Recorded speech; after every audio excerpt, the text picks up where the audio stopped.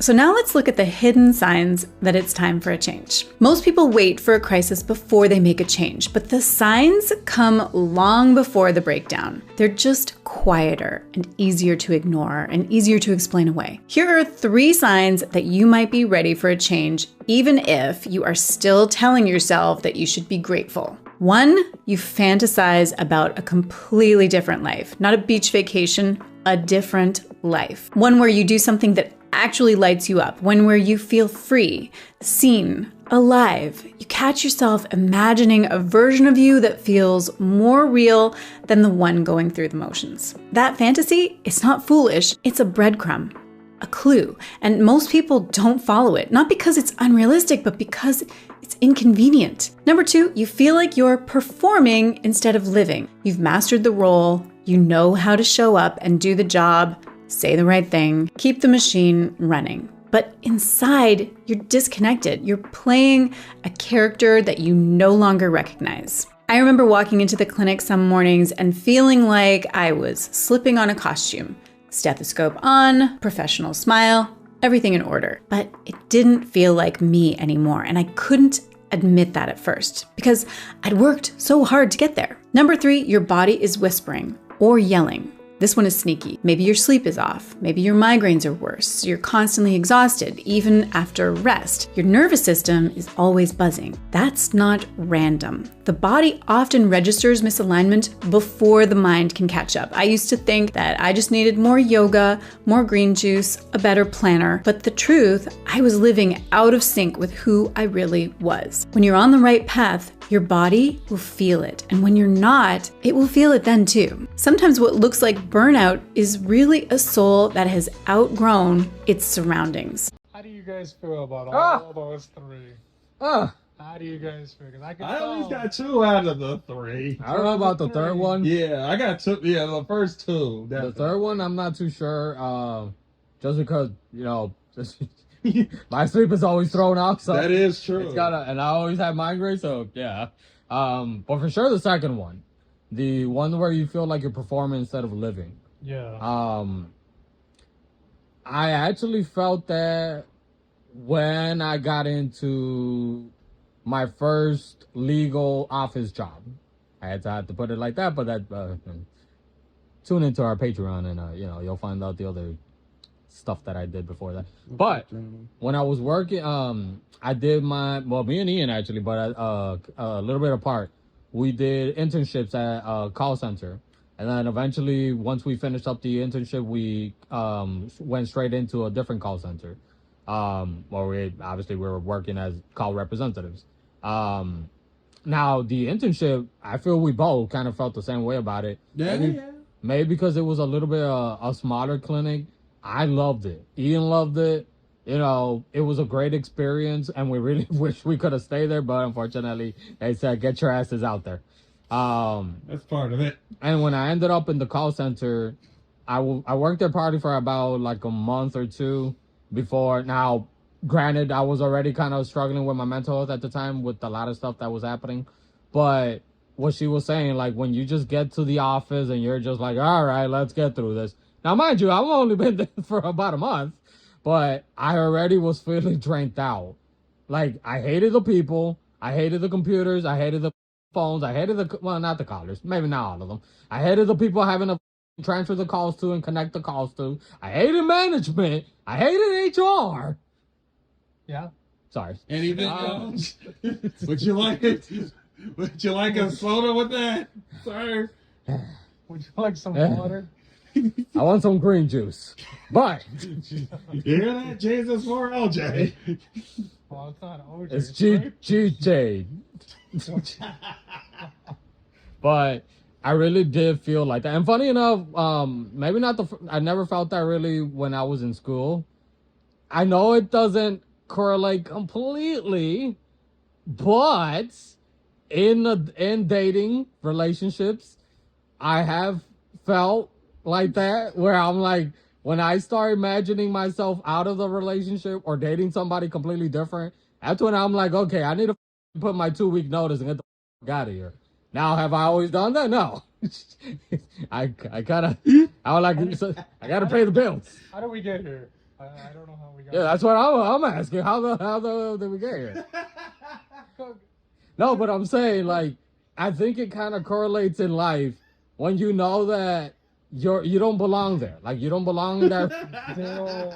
Okay. Obviously, you're not gonna tell. You're not gonna tell her that.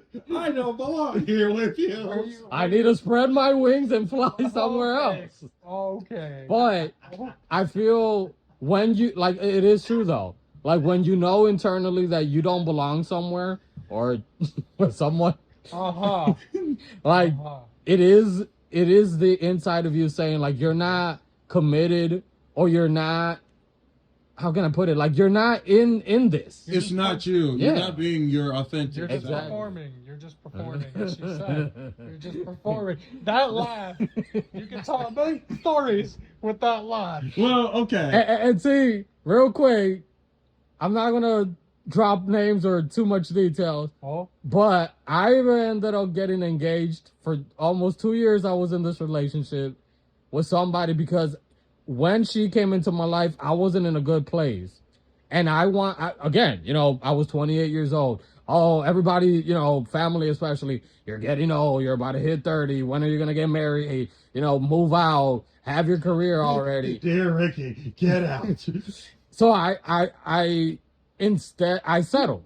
I really did settle, and that wasn't right for her either, because that, you know, she was in it for, well, her reasons, right? But because she, you know, she obviously wanted to be with me, while me, I'm like, I found someone, let me grip onto it, and I knew deep down in my heart that I didn't belong in this relationship with this person, because I saw myself in different areas. No, not just with other women. That's not what I'm trying to get at completely. But I knew that I didn't belong here.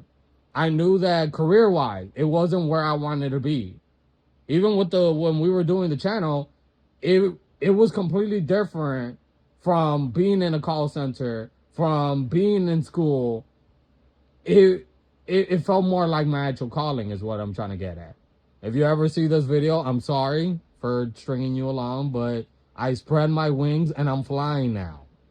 Let's get it. Oh, wait a minute. Ian. Yeah. this fucking asshole. So, but see, I kind of relate a little. I'm about to say definitely the second one, but the one that really kind of really hit me the most was definitely the first one, where it's just like you're having that idea of just another life that you could be living. Right. And the way for me was I would see kind of like I have very kind of artistic friends and stuff like that. Thank you. And yes, Autistic. art. I'm not saying anything. Mildly. Not diagnosed completely. Anyway, like they would be, you know, like, you know, they'd be singing background for like actual like established artists and stuff. They would be, you know, like really doing like they'd be making real moves in life and stuff like that. And then I'm just looking at me, I'm like, so I'm just in a call center. You're comparing yourself. Yeah, that's what he was doing though. And it's like That's when you know that. I think that's what he's trying to get at. Like when you also start kind of comparing your life, like look at them, they actually seem like they're happy. Like for example, he's talking about artistic, you know, friends that he had. I did the background singing for Bad Bunny. No,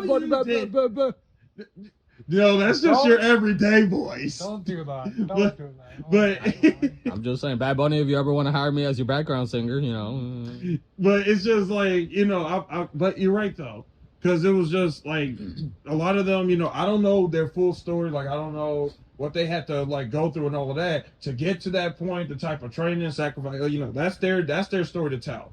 But it is just, you know, social media where you do see these highlights and stuff, and it can be deceptive. Where, you know, that's a moment, but we don't know what's behind that. But it just, you know, when you look at it from the angle of just like when you're picking up the phone all day, asking people what are they want, and then, you know, doing the best you can to give what they want. Some are appreciative, others say, you know, shut the hell up and I'll call back later to yell at you again.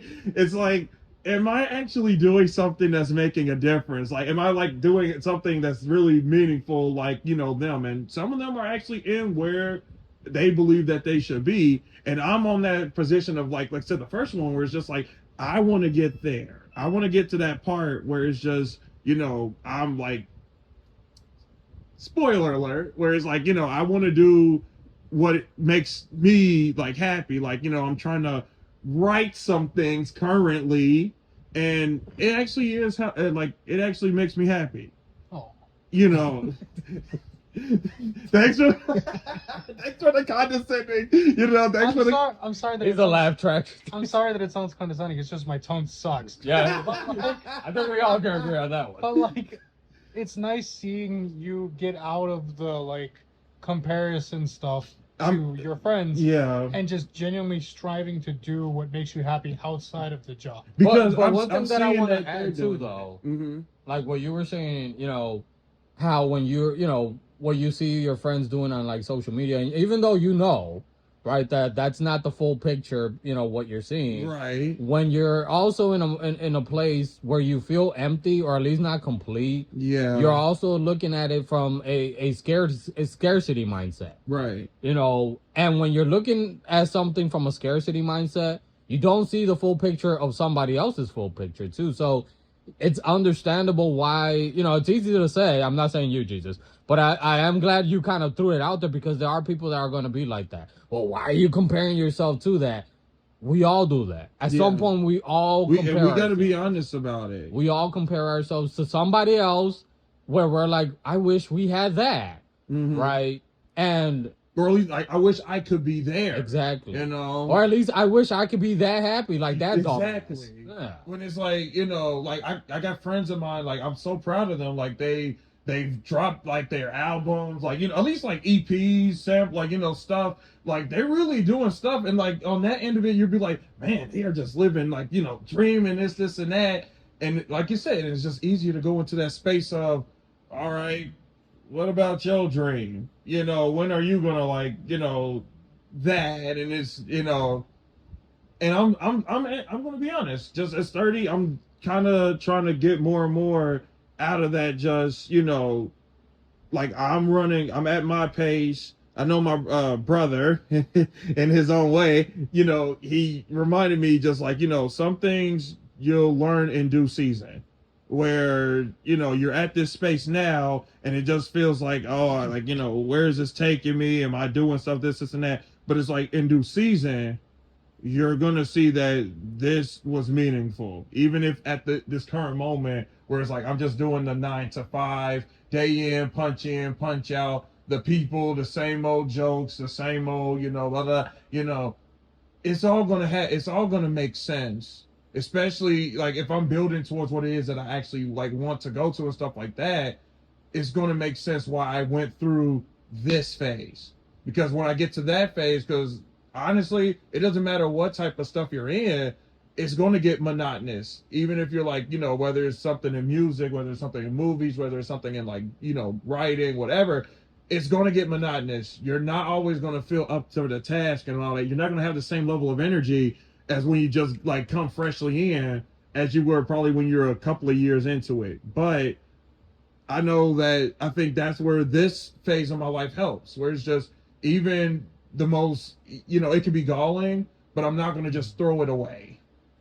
Like, I'm not just going to discard it solely because it's just a day in and day out thing. Because if I can have discipline to do this, and this isn't particularly what I want to do, then I can have that same level of discipline, if more so for the stuff that I actually want to do. That's a good way of looking at it. It's a beautiful way of looking at it, honestly. Yeah.